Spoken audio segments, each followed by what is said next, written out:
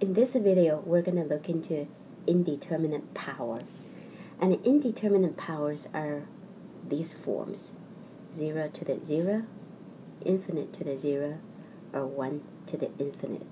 And we will look into the limit as x approaches some location, f of x to the g of x form.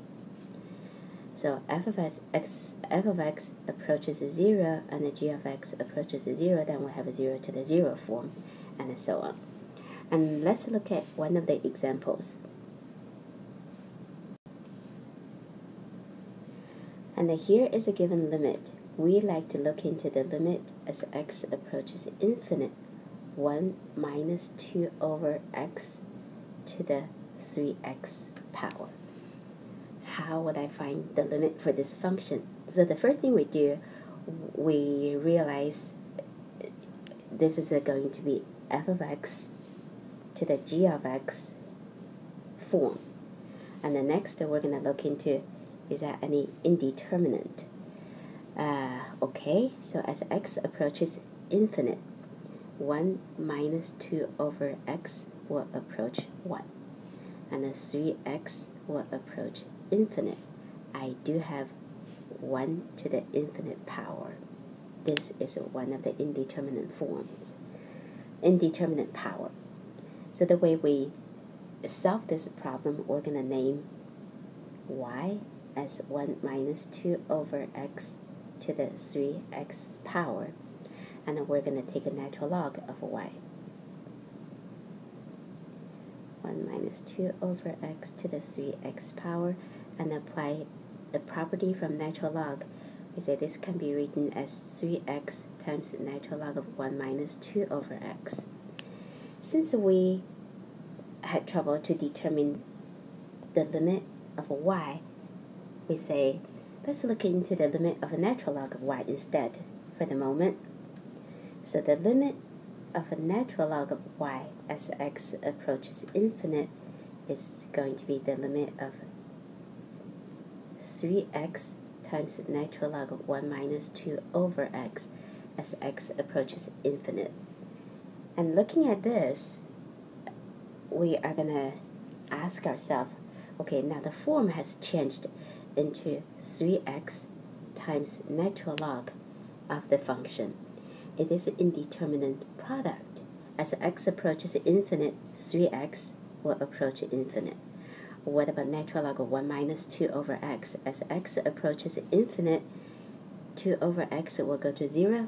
1 minus 0 is going to be 1. Natural log of 1 does go to 0. So I have infinite times 0 form is what we called indeterminate product. When we have indeterminate product, recall what we did, we say we flip one of them so that I can change to hopefully infinite over infinite or 0 over 0 type. And we're going to flip 3x to the bottom. We write it as 1 over 3x. Let's check again. Is this indeterminate? As x approaches infinite, natural log of 1 minus 2 over x is going to go to 0 because 2 over x go to 0. 1 minus 0 is a 1. Natural log of 1 is 0. 1 over 3x, as x approaches infinite, the denominator is going to go to infinite, so the quotient will go to 0.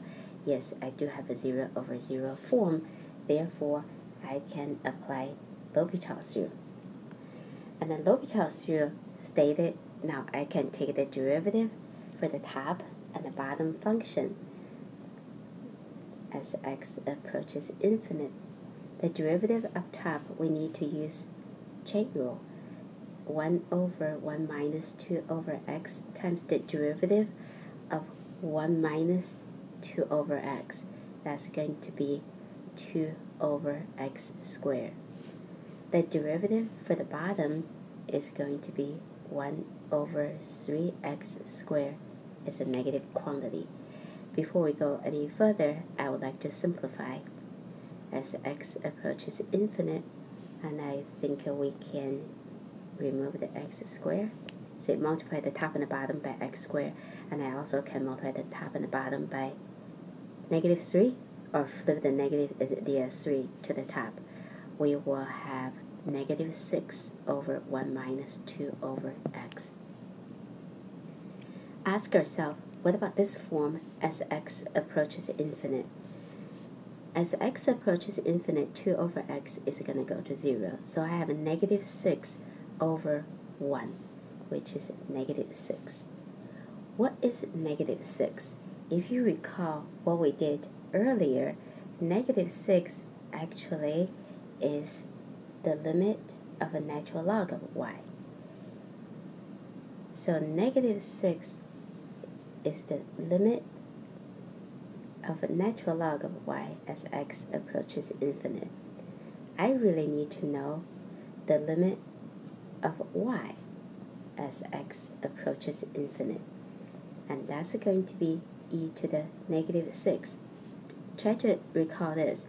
When we solve the equation, what if a natural log of y is negative 6? Then y is e to the negative 6 power. And share the same principle here when you study the limit.